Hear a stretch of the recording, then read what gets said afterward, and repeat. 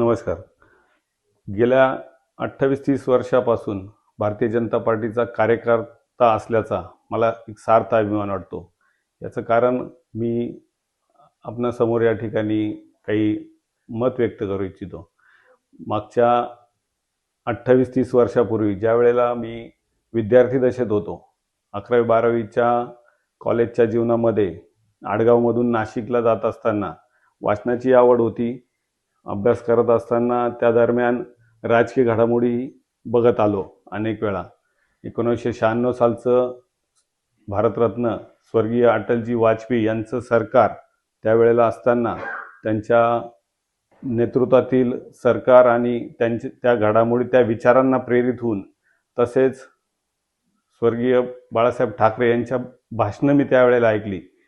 स्वर्गीय प्रमोदजी महाजन यांची त्यावेळेला भाषणं नाशिकमध्ये व्हायची. मी त्यावेळेला माझ्या काही सहकारी मित्रांबरोबर त्या ठिकाणी जाऊन, तसेच भारतीय जनता पार्टीची मला त्यावेळेला आवड निर्माण झाली. आमच्या आडगावमधल्या काही सहकाऱ्यांबरोबर मी नाशिकच्या मेन रोडमधील भारतीय जनता पार्टीच्या कार्यालयात जायचो. हुंडीवाला लेन या ठिकाणच्या कार्यालयात मी अनेक वेळा त्यावेळेला गेलो. या अशा माध्यमातून त्यावेळेला मला भारतीय जनता पार्टीमध्ये मी त्यावेळेस सक्रिय झालो. पुढे कार्यकर्ता म्हणून मी अनेक वर्षे काम केले. भारतीय जनता पार्टीचा कार्यकर्ता या नात्याने मी गेल्या 25-30 वर्षामधल्या अनेक निवडणुका मी बघितल्या. नाशिक महानगरपालिकेतील आडगाव हे तसा ग्रामीण टच असलेलं गाव शहरापासून दूर पूर्वी दिसायचं.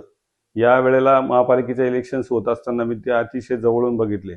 त्यावेळेला बूथ प्रतिनिधी, बूथ प्रचारक, त्यानंतर जे काही उमेदवार असायचे, भारतीय जनता पार्टी, शिवसेना, महायुतीचे त्यावेळेला उमेदवार असायचे, त्यांच्या प्रचारात मी त्या काळात सक्रिय सहभागी व्हायचो. ह्या अशा पद्धतीने मला त्या सामाजिक कामाची, लोकांच्या प्रश्नांची जाण मला त्या वेळेपासून सुरू झाली. आणि पुढे येऊन महापालिकेचं तर मी 1997 पासूनचे सर्व इलेक्शन मी अतिशय जवळून पाहिले. यानंतर मागच्या काँग्रेस राजवटीमधलं त्या सरकारचे जे काही भ्रष्टाचार होते, त्या काळामध्ये जे काही लोकांना विकासापासून वंचित राहावं लागलं, या सगळ्या कारणांमुळे एक मन व्यथित व्हायचं. म्हणून भारतीय जनता पार्टीचा एक कार्यकर्ता म्हणून मी पुढे जाऊन काहीतरी निश्चितच करावं असं मला वाटलं.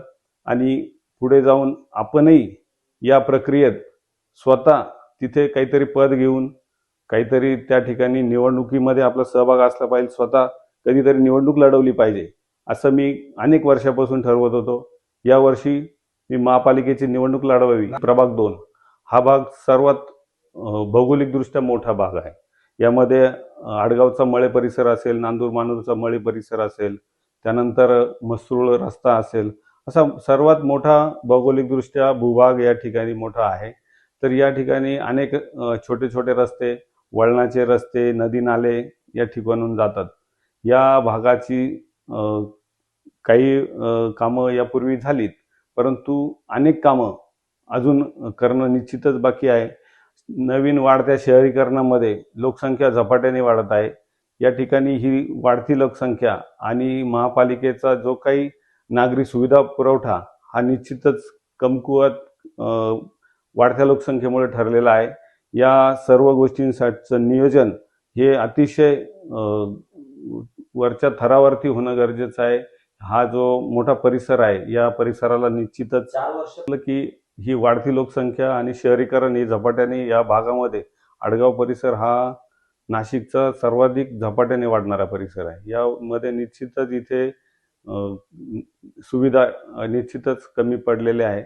या सर्व प्रश्नावरती तोडगा काढण्याची गरज या ठिकाणी मला वाटते.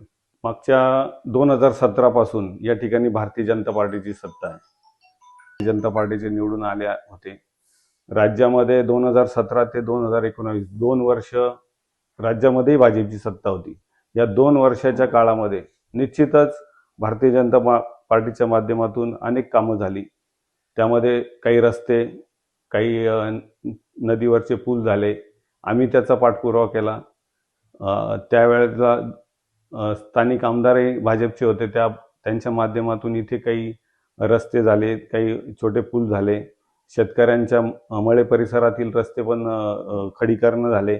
परंतु 2019 पासून आपल्याला सर्वांना माहीत आहे की कोविडचा काळ 2019-20ला आला आणि पुढच्या 3-4 वर्षामध्ये बऱ्यापैकी सरकारही बदललं, राज्य सरकारही त्या ठिकाणी बदललं 2019 नंतर, आणि महापालिकेच्या कामांना बराचसा ब्रेक लागला होता. आणि त्यावेळेला निधीचा अभाव पण, मी एक कार्यकर्ता म्हणूनच या ठिकाणी बोलतोय की मी लोकप्रतिनिधींच्या संपर्कामध्ये होतो. त्यावेळेला निश्चितच प्रश्नही मांडत होतो. परंतु राज्यातील सत्ता बदल आणि निधीचा अभाव हा निश्चितच त्या ठिकाणी दिसला. मागच्या 4 वर्षामध्ये खरोखर प्रभागामध्ये निधी नाही आला. त्याला कारणीभूत ही वेळोवेळीची जी काही परिस्थिती आहे ती निश्चितच कोविड असेल किंवा सत्ता बदल असेल किंवा ह्या सिंहस्थ कुंभमेळ्यापूर्वीचं प्लॅनिंग पण असेल. स्थानिक नगरसेवकच्या माध्यमातून निधी आणला गेला. स्थानिक आमदार, नाशिक पूर्वचे आमदार बाळासाहेब सानप असतील त्यावेळेचे, मागच्या 6-7 वर्षापासून लोकप्रिय आमदार राहुल भाऊ ढिकले आहेत. त्यांच्या माध्यमातून या ठिकाणी शैक्षणिक व्यवस्था चांगली करण्याचा प्रयत्न निश्चित झालेला आहे. गेल्या 15 वर्षापासून भारतीय जनता पार्टीचा पदाधिकारी आहे. मी या भागातले प्रश्नांची जाण मला आहे. या प्रभागामध्ये मोठा जनसंपर्क माझा राहिलेला आहे. इथले प्रश्न अनेक वेळा मी पदाधिकारी म्हणून किंवा मला लोक बघताय की विधानसभा असतील, लोकसभा असतील, एक कार्यकर्ता, पदाधिकारी किंवा बूथच्या रचना या सर्व प्रक्रियेमध्ये मी असतो. नागरिकांचे प्रश्न मी नेहमी माननीय आमदारांकडे, स्थानिक लोकप्रतिनिधी, नगरसेवकाकडे मी मांडून लोकांच्या समस्या दूर केलेल्या आहे. प्रभाग 2 मध्ये मागच्या 2017 पासून भारतीय जनता पार्टीचे नगरसेवक आहेत. या सर्व लोकप्रतिनिधींना वेळोवेळी आम्ही भेटून इथल्या समस्या मांडलेल्या आहे. पाण्याचे प्रश्न या ठिकाणी होते. नागरिकांना नवीन कॉलनीमध्ये पाणी मुबलक प्रमाणात मिळत नव्हतं. गावठाणमध्ये पाण्याच्या अनेक वेळा समस्या यायच्या. तर या ठिकाणी जलकुंभ त्या माध्यमातून आम्ही वेळोवेळी पाठपुरावा करून लोकप्रतिनिधींनी त्या ठिकाणी केलेले आहेत. तसंच पाणी पुरवठ्याचे जे प्रश्न होते ते निश्चितच स्थानिक नगरसेवक माननीय उद्धवबाबा निमसे यांनी या ठिकाणी जलकुंभ मंजूर करून आणले. त्यानंतर मळे परिसरामध्ये काही पाण्याच्या लाईन टाकल्या. अशा पद्धतीने आम्ही लोकप्रतिनिधीच्या मार्फतून या ठिकाणी वेळोवेळी पदाधिकारी म्हणून सातत्याने पाठपुरावा केला. तसंच आडगावमध्ये अभ्यासिका वाचनालय नव्हते. माननीय आमदार राहुल भाऊ ढिकले यांच्या माध्यमातून आडगावमध्ये प्रशस्त असं अभ्यासिका झाली, वाचनालय झालं. त्याचं उद्घाटनही आम्ही मागच्या विधानसभेच्या वेळेस करून घेतलं. यामध्ये राहुल भाऊ ढिकले यांनी 1.5 कोटीचा निधी देऊन हे प्रशस्त असं वाचनालय, अभ्यासिका त्या ठिकाणी केली. मधल्या काळामध्ये नदीवरचा पूल झाला होता. अशा अनेक समस्या होत्या. रस्त्यांचे कामं झाले. तर सातत्याने जनतेचे प्रश्न काही वेळेला थेट लोकप्रतिनिधींनी केले असतील तर काही आमच्या माध्यमातूनही झालेले आहेत. महापालिकेच्या आगामी आता 2025-26ला निवडणूक लागली आहे. खऱ्या अर्थानं ती 2022ची ही निवडणूक काही कारणामुळे पुढे ढकलली.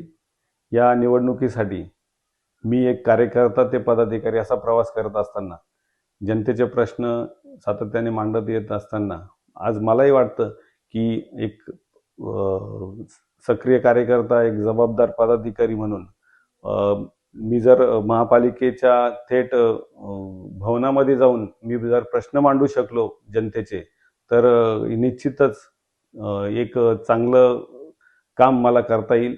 ते पक्षाचे ज्येष्ठ नेते आहेत, नाशिक शहर असेल, तसेच वरिष्ठ प्रदेशामधले नेते आहेत, यांच्याकडनं सातत्याने नेहमी कार्यकर्त्यांचा सन्मान होत आलेला आहे. त्याच्याबद्दल खूप चांगलं काम या ठिकाणी करण्याची सातत्याने आवड निर्माण झाली. पक्षश्रेष्ठींकडून नेहमीच पाठ थोपटण्याचं काम झाल्यामुळे आम्ही हा प्रवास मी पुढे नेहमीच चालू ठेवला. या आगामी महापालिकेच्या निवडणुकीसाठी मी प्रभाग 2 मधून उमेदवारी करण्यासाठी मी दावेदारी या ठिकाणी निश्चितच मागच्या काही महिन्यापासून मी सुरू ठेवलेली आहे. मी सातत्याने प्रभागातील नागरिकांच्या भेटी असतील, विविध कार्यक्रम असतील, माझा परिचय देणं असेल, त्यानंतर सर्व पदाधिकारी, बूथ प्रमुख यांच्या भेटी असतील, वरिष्ठांच्या मार्गदर्शनामध्ये मी या निवडणुकीला सामोरे जाण्याचं ठरवलं आहे.